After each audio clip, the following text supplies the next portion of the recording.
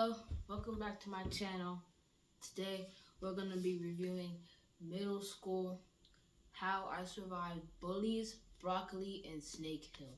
This is my second book review. This book was also written by James Patterson and Chris Tebbets. Like last book, it's the same age group, like 8 to 13.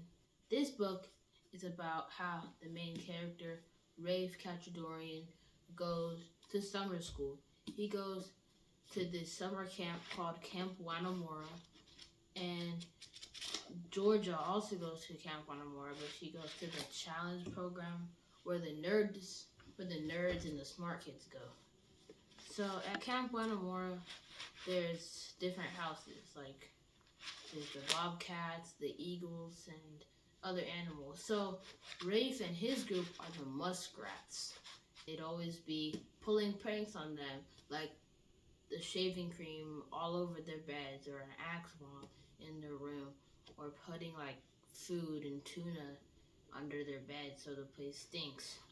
And if you tried to snitch, the camp director, which they called the dictator, would just say, solving things like men. Figure it out, you know? So, in the muskrat hut, there was a few people. There's this one guy called Legend. He was really spooky. There was this tall guy called Dweebs. These are the nicknames, by the way. I don't remember what their real names were. There's a guy called Smurf, someone called Bombardier, someone called Two Tons, another person called Cav, and then the main side character called Norman, but his nickname was Booger Eater. All these people, by the way, they used to go to this camp before Rafe joined. Rafe is just the new kid. That's why they called him Nuke. That was his nickname, because Nuke, new kid, it's just short for. Anyways, so Norman has been clowned on by the Bobcats and their group leader. His name is Doolin. That's his nickname. And the only reason they called him Booger Eater because one time when he was 6, he had picked his nose and he ate his boogers. Like some kids did that. I didn't do that, so I mean I can't relate to that. But so when Norman did that, it kind of became his nickname because that's how nicknames follow. And Rafe was like, that's not nice, and he kind of got fed up about that. So, yeah. And Norman is a really smart person, as in the book. He was already getting done with all the math stuff and all the ELA stuff because it's a camp and a school. They have school for half the day and camp for the other half of the day. So the Bobcats kept pranking the muskrats, as I said earlier. They kept doing it over and over. And so near the end of the book, they're like, how are we going to prank them? How are we going to get back for all this? So what they did is they had actually caught the Bobcats smoking at night with cigarettes. And they're like, ooh. So they had organized a plan to take pictures of them. Rafe told them that they took pictures, and they did take pictures, and then they got scared, and they started to lay off the pranks. But they realized, the muskrats, actually, the pictures weren't clear. They were just shadows. Yeah, right here, it shows what the pictures actually looked like. And that's what would happen. And then one of the Bobcats had gone over as a spy to just hear, and they realized that they actually didn't have concrete evidence and really just shadows. So they started pranking them again and again, and then they threw a really, really bad prank.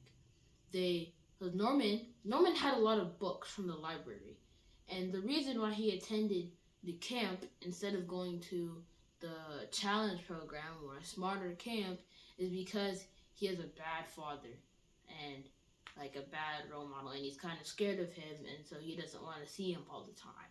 So he had gotten a bunch of books from the school library to read over the summer and go to that camp. So actually, he had put him in a really heavy suitcase and taken him with him. And the Bobcats had taken that suitcase and threw it in the camp lake. And it went all the way to the bottom. And that was like, oh, now you've gone too far. And Rafe got so mad. But Norman was gone. He disappeared. So Rafe decided to go into the woods and look for Norman. And he eventually found him, and they stayed there for the night. And then they walked back, and Norman had actually covered the dictator's cabin, the camp, the #1 camp guy, the camp leader. Yeah, he had covered the camp leader's cabin with honey and peanut butter.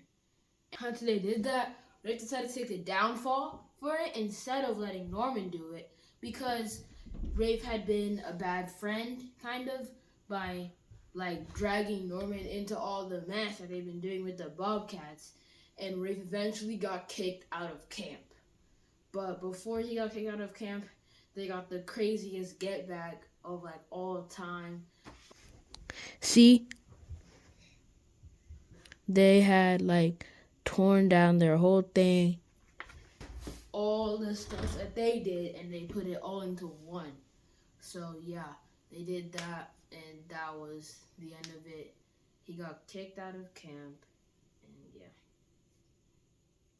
So that's the end of the book. I think that this book is a solid 7.5.